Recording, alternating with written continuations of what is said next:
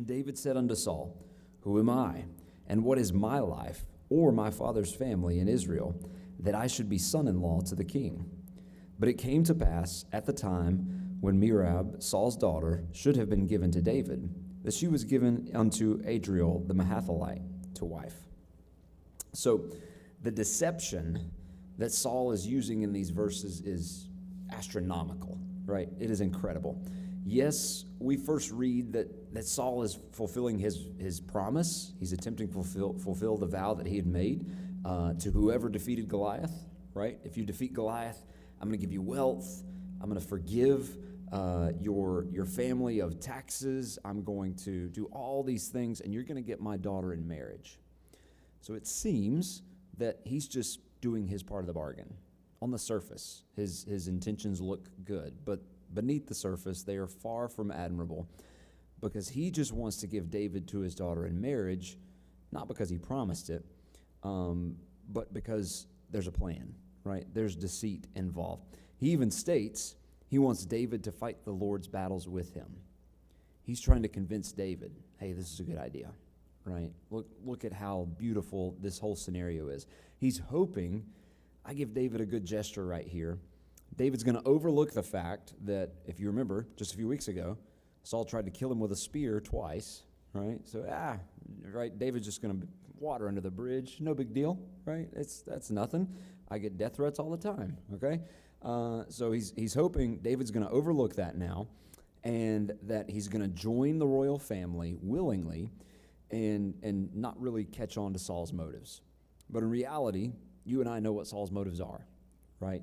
He wants David to marry his daughter so that he can demand a dowry, a bride price, a payment to marry his daughter. It must be paid in order to wed his daughter. And most dowries of the time would involve either money or livestock, or in this case, we see service that's going to come about. And you're saying, well, wait a minute, we haven't seen anything about a bride price yet. It's coming, so we can kind of assume what the price would have been right here. But the dowry that Saul is seeking is going to involve killing Philistines, right? So many Philistines that Saul is convinced David's not going to stand a chance, right? And I don't know, if I was Saul, I would probably not underestimate this fella, right? He just defeated Goliath. He's dodged my 2 spear attacks. He seems to be like invincible at this very moment. It seems like he's unbeatable. So I don't know that the number could have went high enough for Saul to have assigned to this dowry. But he wants to put it at a very high number. And furthermore, Saul knows if David marries in, he's going to fall under Saul's control. So even if David survives, he marries in, he's under my control. He's in the royal family. So Saul's intention, use this marriage as a means to an end. It's not really a political alliance, right? Because there's no benefit of marrying into David's family. This would kind of be one-sided. But it's going to be a means of, hopefully, in Saul's eyes, having him killed, but not doing it with his own hands, right? Keeping his hands clean, because in spite of the fact that he's going to be the one that puts David in danger, he's not the one actually killing him. But to Saul's surprise, David says, pass, right? I'm good. I'm not interested. He takes the humble approach, and you hear him say, who am I? Who is my father's family? David was seeing this the way everybody else would have seen it. He's making the argument that under no circumstance in this era would our 2 families have been associated with one another, period, right? Saul, your family is wealthy, you're royalty. My family is simple, we're shepherds, we're servants, right? We don't fit. There's a big gap between the 2 of us. It makes no sense for our 2 families to be linked. And often these marriages are arranged well in advance, so it wouldn't have happened this way. The reputations of these 2 families don't line up. And if Saul had been paying attention, he would have realized this is David intentionally trying to avoid being in the royal family. And this should have proven to Saul, this guy's not trying to forcefully take my job. He's not out for my position. He's not out to seek becoming king. But Saul is blinded.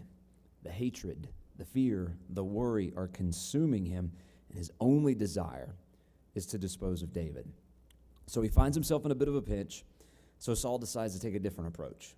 He says, all right, with Merab, at the time where she's supposed to be given over to David to be married, he gives her to another man. All right, he gives her to Adriel from Mahola. And the reason, it's not specifically stated there, but I think we can assume it appropriate to be make David jealous. Right? Make David jealous. Saul is hoping that David is going to see this woman that was promised to him in the arms of another, and he's going to fly into rage.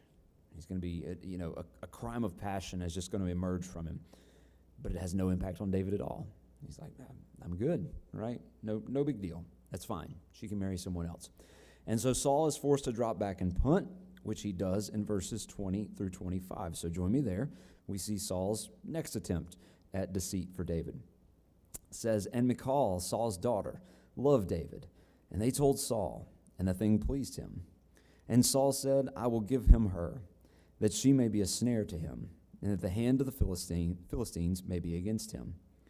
Wherefore Saul said to David, thou shalt this day be my son-in-law, in the one of the twain. And Saul commanded his servants, saying, commune with David secretly, and say, behold, the king hath delight in thee, and all his servants love thee. Now therefore be the king's son-in-law. And Saul's servants spake those words in the ears of David, and David said, seemeth it to you a light thing to be a king's son-in-law, seeing that I am a poor man, and lightly esteemed? And the servants of Saul told him, saying, on this manner spake David. And Saul said, thus shall ye say to David, the king desireth not any dowry, but 100 foreskins of the Philistines, to be avenged of the king's enemies. But Saul thought to make David fall by the hand of the Philistines. So here's his next attempt, right? He continues to use his daughters as political pawns. It's really what they're being used for here. This time with his daughter Michal. And while Samuel never makes mention of any feelings that existed between Merab and David, we see that Michal, in fact, loves David, right? And it's not hard to understand why. We've heard that he's handsome. Hey, now he's famous, right? He may not be rich, but he's famous. And he seems to be this great warrior. So, of course, this news pleases Saul because he sees another opportunity, right? Another chance to trap David in a royal marriage. So he sends his servants, go convince David, right, to agree to marry Michal. But David again says, no. Do I have to repeat myself, right? Our families don't match. They're a square peg, round hole. This isn't going to work. And there's a gap in social status. So hearing David's response, Saul, he's persistent. We got to give him credit there, right? He sends his servants back with the price. He says, all right, here's my price. Here's the payment that's expected. He didn't suggest a price the first time. He probably knew that David wasn't going to negotiate this time either. So he says, all right, I'm going to start the bidding. And he starts the bidding at 100 Philistine foreskins. All right. Again, Saul knows what he's doing. 100 foreskins because he knows, right, that the foreskin is not easily attainable. It makes the attack seem more spiritual, right? Because, all right, if he's going out and getting the foreskins of these Philistines, he's going after these people who are breaking Jewish law, right? They're not circumcised. So he's making it almost look like a religious battle, a religious victory to be won here. So he's trying to give David this mindset that, hey, you're doing this for the Lord. It's not for me. It's for the Lord. And so you're going to go after those who are breaking traditional Jewish law. And furthermore, you're going to get these foreskins, which is going to basically require you to mutilate the body in some way, shape, or fashion. You're going to have to cut these already dead bodies. And this desecration is going to rile up their ancestors, right? It's going to rile up the remaining Philistines probably to a fever pitch where they're going to be so mad that not only were their brethren killed, but they were butchered.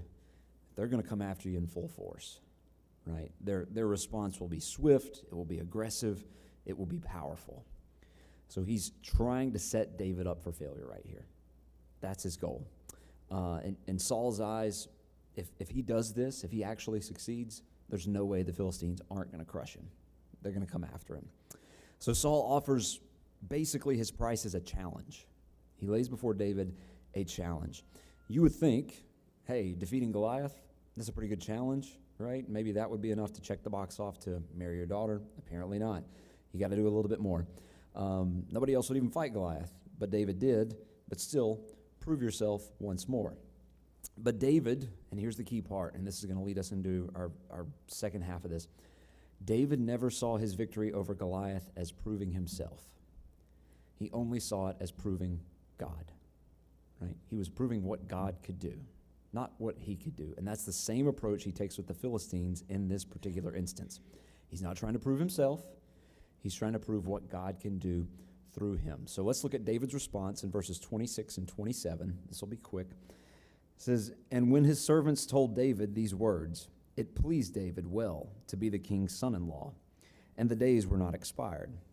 Wherefore David arose and went, he and his men, and slew of the Philistines 200 men.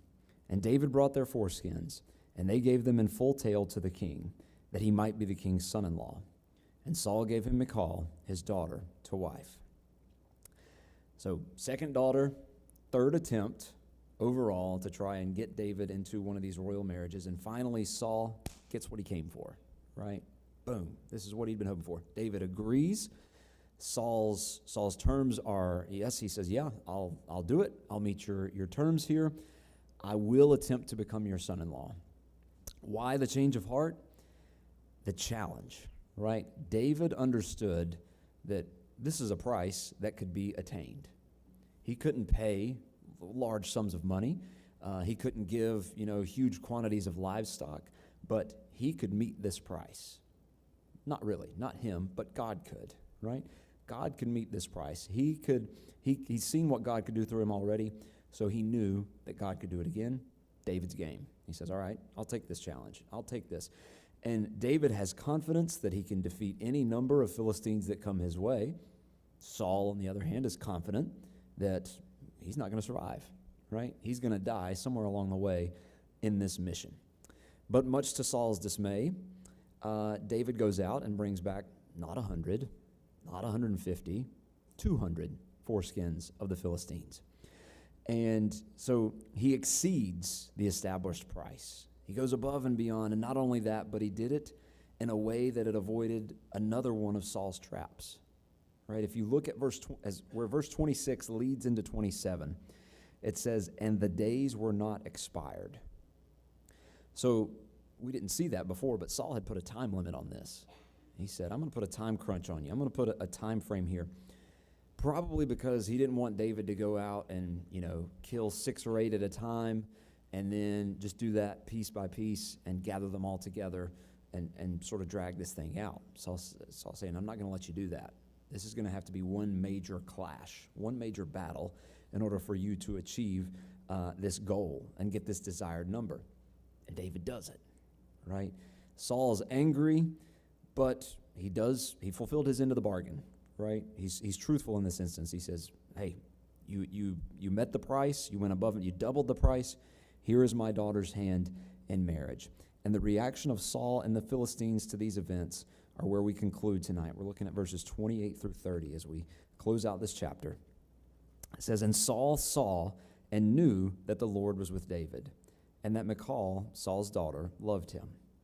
And Saul was yet the more afraid of David, and Saul became David's enemy continually. Then the princes of the Philistines went forth, and it came to pass, after they went forth, that David had behaved himself more wisely than all the servants of Saul, so that his name was much set by."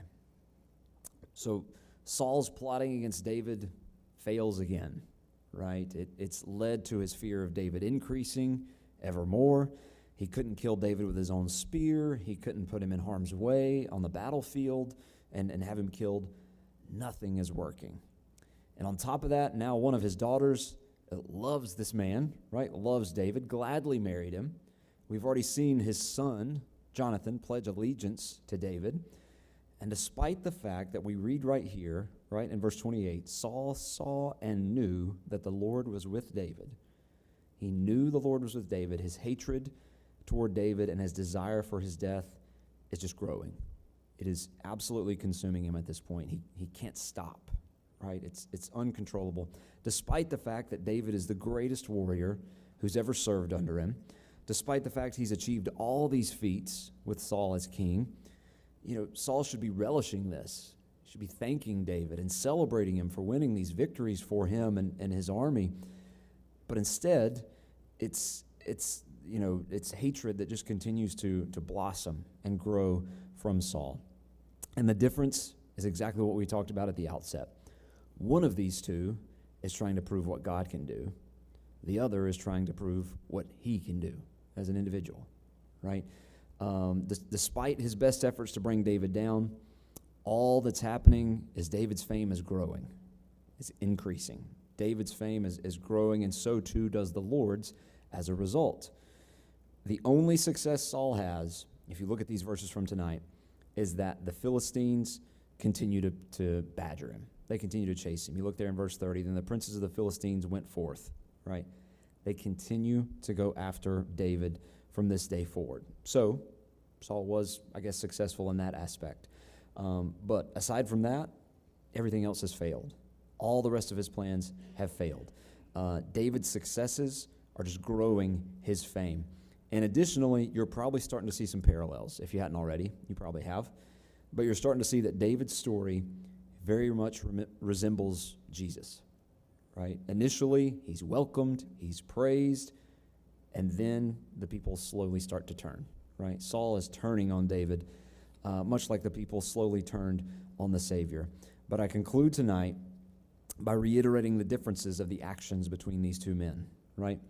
Saul is trying to use his own power to take more control, to take authority, right? To make sure he has put David aside. And in this case, he's trying to use his political power and deception to trick David into marriages that would have a price too high to pay, right? And would get him killed.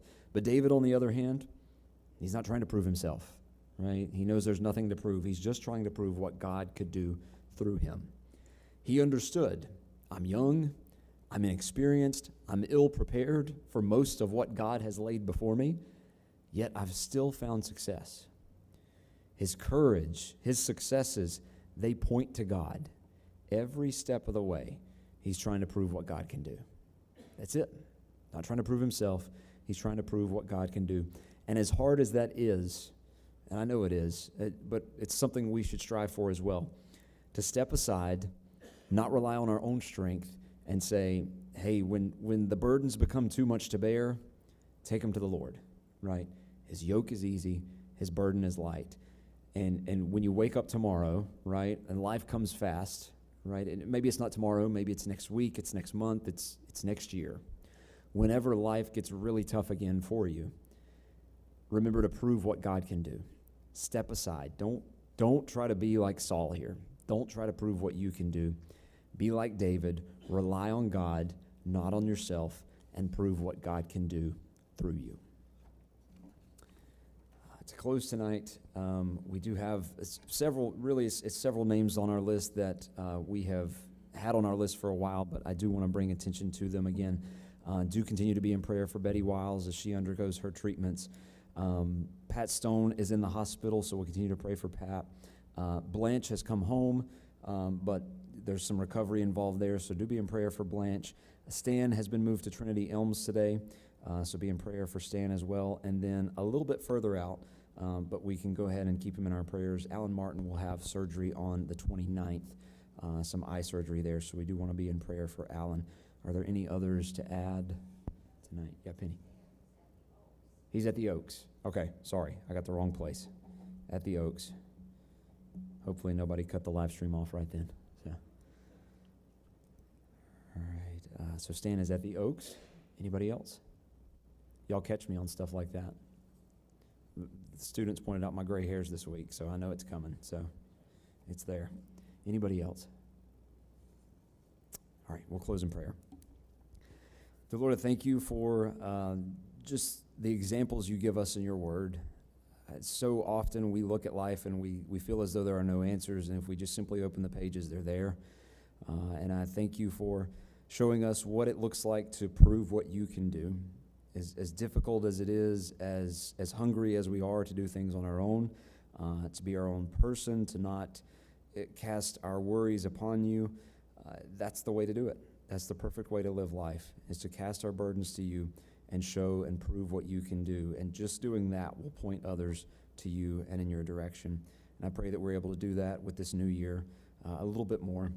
We lift up those on our hearts this evening for those who are spoken and unspoken, for those in our church family who are dealing with health issues, for Betty Wiles as she continues to undergo her cancer treatments, for Pat Stone in the hospital, for Blanche and Stan as they begin their recoveries. And we lift up Alan before you as well as he prepares for surgery in the coming weeks.